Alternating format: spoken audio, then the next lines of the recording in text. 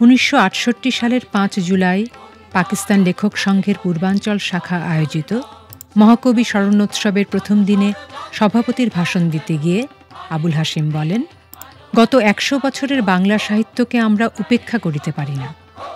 মহল বিশেষের রবীন্দ্রবিরোধী প্রচারণার তীব্র সমালোচনা করে তিনি বলেন, যাহারা ইসলাম ও পাকিস্তানি আদর্শের নামে রবীন্দ্রসঙ্গীত বর্জনের ওকালতি করিতেছেন, তাহারা শুধু মূর্খই নহেন, দুষ্টবুদ্ধি প্রণোদিত।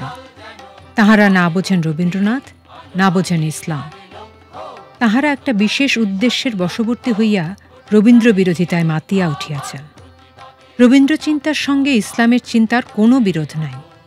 রবীন্দ্র সাহিত্য যদি রবীন্দ্রনাথের বদলে কোনো মুসলমান রচনা করিতেন, তবে তথাকথিত পাক্কা মুসলমানরাই তাহাকে নিয়া নাচানাচি শুরু করিয়া দিতেন এবং বলিয়া বেড়াইতেন, ইহাই আসল ইসলামী সাহিত্য এবং ইহাতে পাকিস্তানি আদর্শের প্রতিফলন ঘটিয়াছে।